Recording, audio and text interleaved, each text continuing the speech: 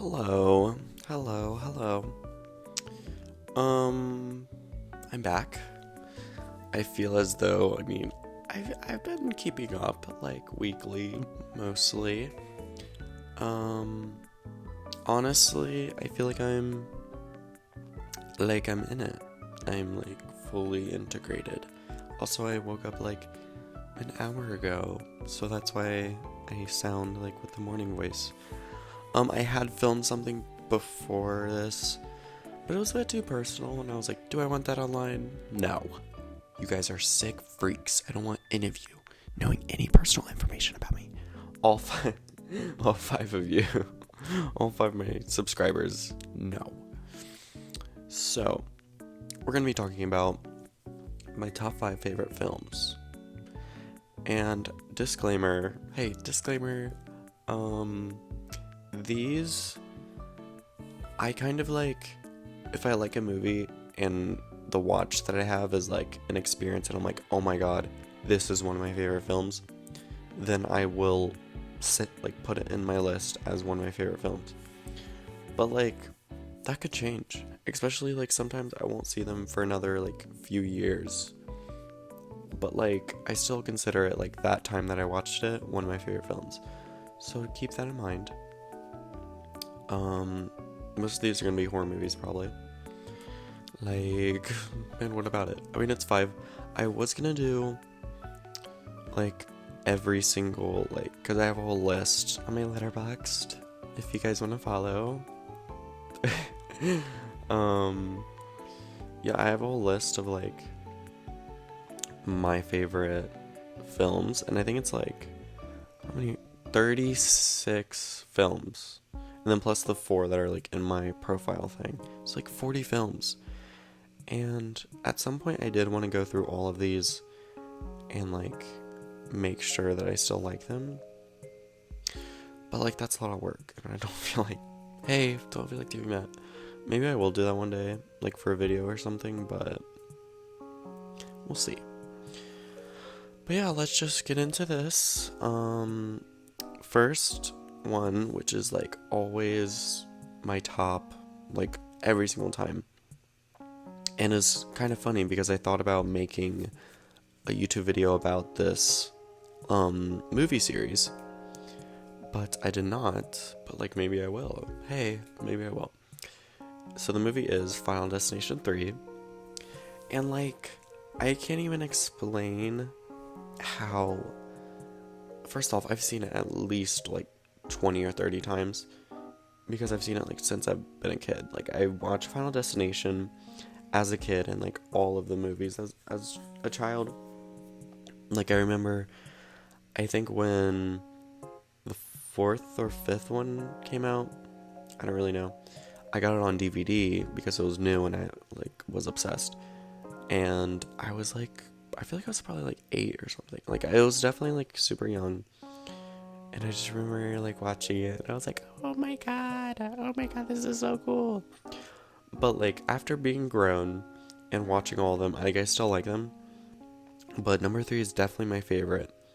I think because it's introducing something like, okay, for all of you that don't know, I'm like on a rabbit. Final Destination is about where one person has a vision of a great like catastrophe or like disaster that happens. The first one is about a plane crash. The second one is about a highway crash. Third one is about a roller coaster crash. First off, that's cool. Anyways, fourth one the fourth one is about a NASCAR race crash, so there's that. And then the fifth one is about like a bridge collapsing. And each time it's someone has a vision that like about the whole event happening and like going through and then them dying. And then they like snap back to like right before the thing happens. Like in the first one it's right before they get on the plane and like leave. And in the third one it's like right before the roller coaster is gonna go off. And so I believe it's Mary Elizabeth well that's the actor.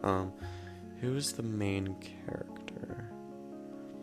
Sorry, quick side note. Oh my god, I never use letterboxd on my computer, and I'm like, how the frick do I use this thing? Oh, there it is. Cast. Mary Elizabeth Winstead, love, and she plays Wendy. And she's like, has this really intense vision, because she's there with her class to do, where it's like a senior trip to like a amusement park, you know? And so she has this really, like, this vision, and she's like, alright, I gotta get everybody off. She gets, I think, like 8 people, something like that, off. And then the other people stay on the ride. They all end up dying, and they, like, crash. Like, it ends up happening. And then death, which this is the same for the other movies, starts coming after them, killing them in the ways, like, in how they would have died. No, in the order they would have died, had they stayed on the roller coaster. And it's very curious, because death is like the wind, or like a book falling over. Like, it's very, like, I forget the name of it, but that, like dominoes falling over, but, like, yeah. Like, the one action after another, like, causes crazy stuff. I forget, there's, like, a name for it, and, like, a bunch of, like, scientists will, like, make really elaborate ones. I really don't remember the name, though. But yeah, so it's really creative ways. And what I like about this movie, which, like, again, that's the concept of, like, all of them, besides, like, the disaster changing. I like that this one does something different, and you are able to see the way that the person, like, is gonna die, because Wendy was, like, the person that took pictures during the trip, and whoever it was that was gonna die, they had a picture that Wendy took, and you could see in the picture, like, how they were gonna die. Like, one of them had, like, a fan behind them, like, in the picture, and not to spoil anything, but, like, they ended up dying with a fan-shaped thing slicing, like, their head. Which, very vague, but, like, if you get it. It's, like, that kind of thing. And yeah, it's just, like, the deaths in it are really creative. It's just overall, like, really well made movie. Like, the watchability is insane, because there's so many things where you're like, because in the movie it'll, like, make little hints, or, like, yeah, of, like, what's gonna happen, and there's so many Easter eggs, and it's, like, such a fun watch. And yeah, it's just, like, just love it. I just love it, and it's, like, fun to, like, introduce people that, like, never watched it. Like, it's a good, just overall, across the board, like, a good movie. Like, no complaints. I love it. Yeah, so there's that. And the second film is Climax. No, this is not, given that name, it's not what you think. Well, kind of. This is about a group of French dancers, I believe, that are staying at this old, like, boarding school. I'd say, yeah, it's definitely a boarding school. Sorry, phlegm. That was so gross. But they're staying at this old boarding school, and they're dancers, and I'll explain the story first, and then, like, what I like. And then their punch gets spiked with, like, hard LSD, and it's, like, so intense that, like, people are, I don't even know, like, they're full on, like, tripping, and it's about the night where just the antics just go higher and higher and higher, until, like, people are dying. People, like, one girl lights her hair on fire. It's insane. And it's, like, they're so paranoid, because they're trying to, like, figure out who did it, and it's just, like, it's just how it turns into chaos. But what I like about this film is, obviously, I mean, the story is interesting, but the dance sequences, because the actors that are in this film are dancers that are acting, if that makes sense. Like, they're not actors. They're dancers that were like, all right, we'll do this film. So the dance sequences are literally some of the most beautiful things that you could watch in cinema. Honestly, like, in cinema in general, like, when there's a dance sequence, I'm in it. Like, you have me. Like, I just recently watched Babylon, and when Margot Robbie is over there dancing in the party, I'm like, okay. Sorry, I need to cough. Apologies, I'm sorry. But yeah, it's just like, and in musicals, like the dance sequences and the tapping, oh my god, it's amazing. So that's what I really like about this. And then also just like, obviously how batshit crazy it gets. And it's just like beautiful too. Like the lighting in this is like amazing. And like cinematography, top 10, like obviously editing isn't anything crazy, but it's like, it's just very beautiful to look at. Very likable. And I like how it's like a lot of long shots, which I like. Yeah, and it's just great. Really crazy, would recommend. Yeah. For the third film, this is not in like order anyway, like this is literally just top 5 what I can think of. We have Bliss. Which Bliss, I think it's only on like Shudder, I want to say, and that's where I watched it. Oh my god, I should be like saying the directors of these things.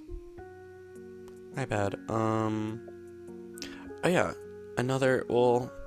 okay, I'm gonna take a little detour to talk about the directors, because I deserve it, and these directors deserve it. Final Destination 3 is directed by James Wan, I believe. I want to say. Yeah, James Wan. And I remember watching, like, behind the scenes of it, and there's one death where it's like, okay, whoa. And James Wan is like, I'm not proud of this, like, and was like, literally, like, he looks like sad, like, filming the scene for it. It was actually, like, kind of crazy. But yeah, so there's that, and it was in 2006. And then, for Climax, 2018, and it was directed by Gaspar Noé. I don't know how to say his name, I'm sorry. Which, like, I'm trying to think, what other things did he direct? A lot of, like, foreign films, obviously. Did Love, 2015, if you know, you know. I think that's literally a movie about, like, a throuple. I think, didn't he do another one? Because his name looks familiar. Did he not? Okay, well, I'm not seeing anything else that I've seen. But yeah. Yeah, he's living life. Okay. No, sorry, I'm, like, kidding. Okay. Yeah, so he did that. Okay. Yeah, third film, Bliss, which is directed by Joe Begos, who also directed, I'm sorry, I'm, like, confused. Okay, I'll just name these off. Christmas, Bloody Christmas, 2022. VFW, 2019. Almost Human, 2013. The Mind's Eye, 2015. And Bad Moon Rising, 2011. Okay. In this movie is about this artist who is trying to get a piece done, and it was directed in 2019, by the way. And I believe she goes to this party and takes this drug that's like, the girl she gets it from says it's like, oh, it's super new, it's whatever. Yeah, and she's like, okay, like, let me try it. And literally, I think she tries it, she has, like, an amazing whatever, and she, like, I think she like takes like the bag of it, like the big bag of it, and she uses it for like, I don't know, however many weeks, months, whatever, and she starts like painting this picture and like feeling really different and like feeling weird. So she ends up going back to the girl and being like, hey, what's up? And this girl is a full-on vampire. So then, oh my god, what's the main character's name? Sorry, I'm like backtracking a lot. It just went away. Desi. Okay, Desi. So then Desi is like, oh my god, like, that makes sense. I've been feeling really weird and blah, blah, blah. So then her and the one girl, like, they end up, like, there's, like, a threesome that happens. They, like, end up, like, I don't really know. I haven't seen this in a little sec. And then Desi tries to, like, I don't know, keep going on this. And she has this, like, I guess booty call. Like, I don't know, this guy that, like, she messes around with every so often. Or, yeah, something like that. And so she has this night, like, threesome night with the one girl or whatever. And then she ends up, like, going back to her thing. And, like, she's creating this, like, piece. And it ends up being this, like, I don't know, I guess depiction of, like, hell, I think. Because it's, like, all these, like, I don't even know, not even humans, just, like, creatures that are, like, clawing up, and they're, like, made in red, which, like, I don't think they're blood, but, like, it looks like it could be, honestly. And it's honestly, like, really beautiful. But, and then, like, her, like, booty call or whatever, like, says, oh my god, you're using this, like, this is terrible, blah, blah, blah. I don't know, just, like, from there, it was only 80 minutes long, so, like, there's not a huge amount, but it's just her, like, and then just kind of the effects of, like, becoming a vampire as it happens. I don't know, there's some more stuff that happens, but it was pretty good. And it's, like, very beautiful, again, and, like, even the cover, which inserted, like, it's really, really cool. But yeah, and it has, like, this kind of, like, vintage look. I don't know if they used, like, real film, but it definitely, like, looks like that, and it has that look throughout the film, and it just really adds to the atmosphere, and also, like, yeah, the lighting and, like, the set design, everything is just so, like, meticulous and very beautiful. And the editing, bro. The editing is so good. Yeah. So definitely good. Fourth film. Closet Monster. Which, like, okay, I'll admit, sometimes this film does get a bit cheesy. But, what was I gonna say? Okay.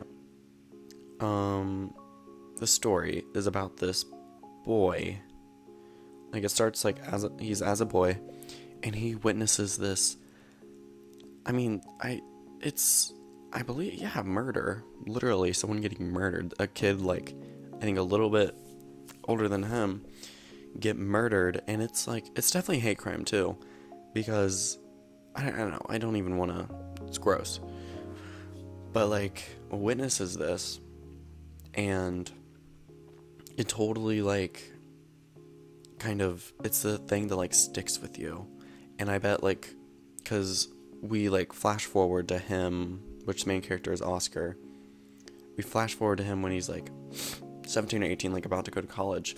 And that just, like, sticks with you.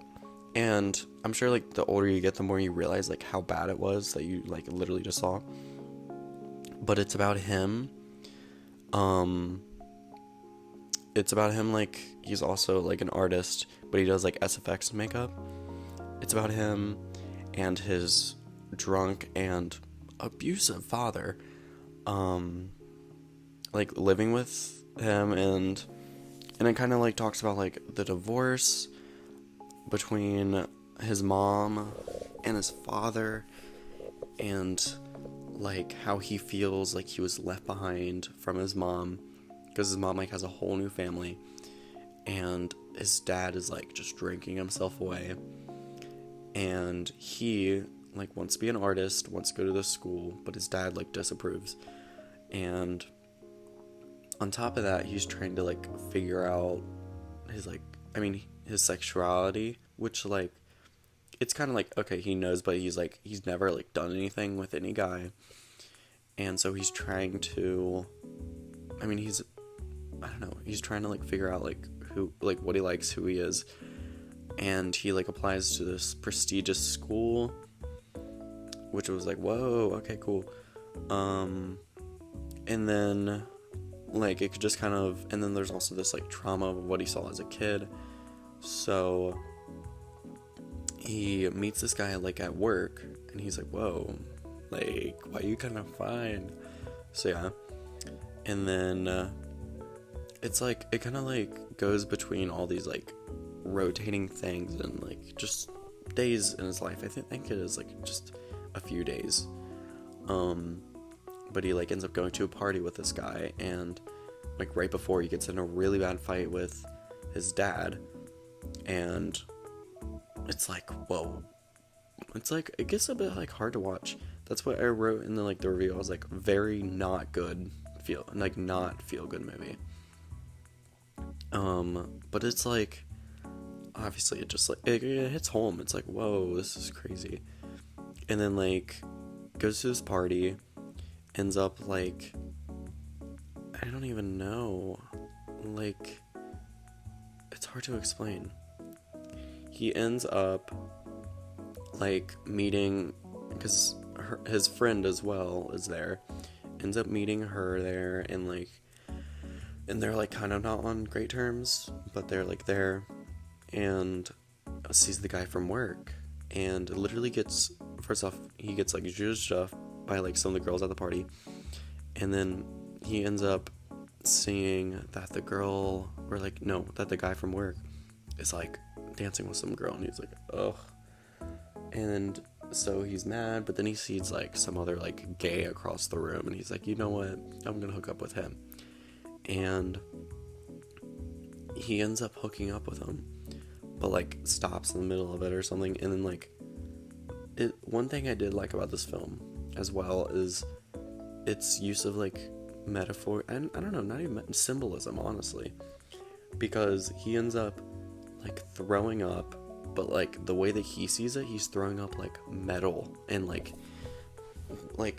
bolts and stuff like that, like very like disturbing. And then so the one dude like dips, he's like, well, I'm not doing this. And then you see like he literally, which I think we see a little bit before, is, I can't even describe, is a piece of metal like sticking out from his stomach. And like if you see it, I will just say that what he saw as a kid had to do with that. Yeah. So we see, and like that's like this symbolism, and I think he literally like rips it out. No, he doesn't do it then, but like right after he just like hooked up with this dude, he like sees the metal like poking through, and it's like it just goes there. And then like after that, he ends up like getting into his like mom's house, because he just had that fight with his dad. And I feel like I'm like saying this all in the wrong order, but it's fine. And they end up like having a talk about like, and I think at some point sorry, I suck at explaining, but at some point he gets rejected from his dream school, and he's like talking to his mom, like trying to like figure out like how to freaking, I don't know, be an adult, like live, whatever. So they have a good talk, and then they go back to his dad's house. And throughout this whole thing, he has like this pet mice thing, and they do this cool thing where the mouse like kind of like talks to him, and it's like cute little like, I don't know, like, because that's like his like best friend. But his dad literally freaking killed the mouse, and sees that, and then they like get into a huge fight, and then little like metal starts poking again through his stomach, and and this time he literally like rips it out, and it gets like very much like, is this real, is this happening, like, and then he ends up like hitting his dad over the head with it. I don't even know, it's like, it's crazy. But that happens, and then he was like asleep for like days after that. Yeah, so then he ends up meeting with, after that he ends up like, I think he applies to this like work program or something that's like kind of far away. I don't know, because someone, I forget who, but someone like tells him about it and is like, hey, this is a good opportunity, whatever. So then he also meets up with a guy from work, and he like comes, I don't even know how they get into the situation, but comes over to like the to his like treehouse. He has a treehouse too, like, bro is chill. And then he goes over to the treehouse, and he's like, and it was raining, so then they take their clothes, like, it's like for any fan fiction, and they end up like, it ends up getting crazy. And yeah, and then like after that, I believe it, like, he gets good with his one friend, and like gets better with her, and ends up like literally going to just this like work program thing, and does a little funeral for his mouse, and it's like a cute little thing, and it's so fun.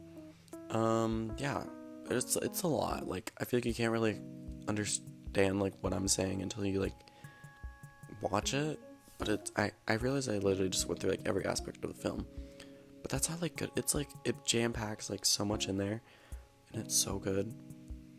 Yeah, like, can't even. Okay, for the fifth, I'll have to choose from like my list of them, but if I would have to pick one, I feel like there's this is hard. I feel like there's one where I'm just like, alright, like, I feel like this is better than, or I like this more than all the others. It would honestly be probably I, Tonya. Well, I said it, so now it is. I, Tonya. Oh my god, and I forgot to say who directed Closet Monster. You sick freak.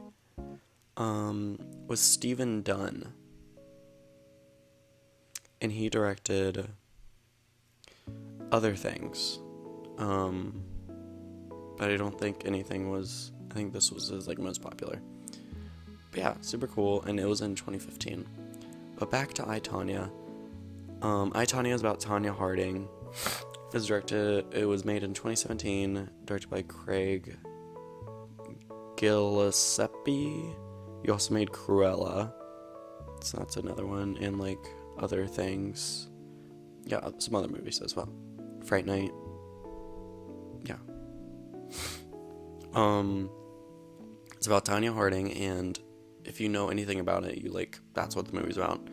And Margot Robbie plays Tonya Harding, and it's just about the entire situation that happens with the alleged attack, or the attack that was allegedly done by Tonya Harding, but like there's no evidence to say otherwise, or like say for, I mean, and like how her like friend / rival gets her knee like smashed in by someone, and this was like a huge thing in the 90s, I believe, and like everyone was talking about it, and it was like what newspapers thought, who did it, like most people thought it was Tonya, and she ends up like getting kicked out. Oh my god. But like, you know the story.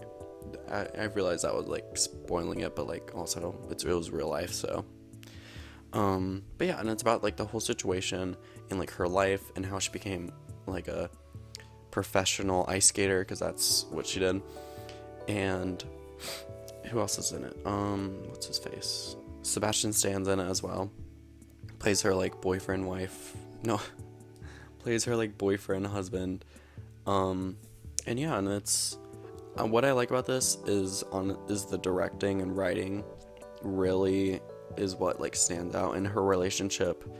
Like her like growing up, the way that they like portray like everything, and how they break the fourth wall, and how they, I don't know, it's like funny but also like dark humor, and it's very just, I don't know, it's very like nice movie to watch. Like, I don't know, it's just like very beautifully made and very like just creative the way that they like make it and like portray it. Even though it happened in real life, they're like obviously taking creative liberties, and it just really works for the film. Like, the story is just like, it was made to be in a film. Like, I mean, which it obviously wasn't, but like this whole story that happened, I'm surprised that it wasn't made into a film earlier, which it might have been, but like this was what it was meant to be. Like, Margot Robbie was meant to play Tanya Harding. Like, everything just works right in this movie, and it works you out. Like, it is so good, and it's just like, damn. And it's just like, you start thinking like, oh, this is real life I'm watching right now. Like, this is real, which it is, but it's like, this is like real. Like, Tanya Harding is freaking Margot Robbie. Like, I don't know, it's just like so good. Can't explain, like, it's so good. Yeah. And Margot Robbie is just like exceptional. Like, amazing. Yeah, that's like all. Yeah, that ended up being like a 30-minute video. Sorry, I really like these movies. Yeah, that's it. I don't know if I'm gonna post the one like that I was talking about in the beginning of the video. Maybe I will, maybe I won't. We'll see how I feel. But for now, this is it. I am filming this of the day I'm posting it, so you know me. But yeah, this was fun. I'll see you guys later. Peace.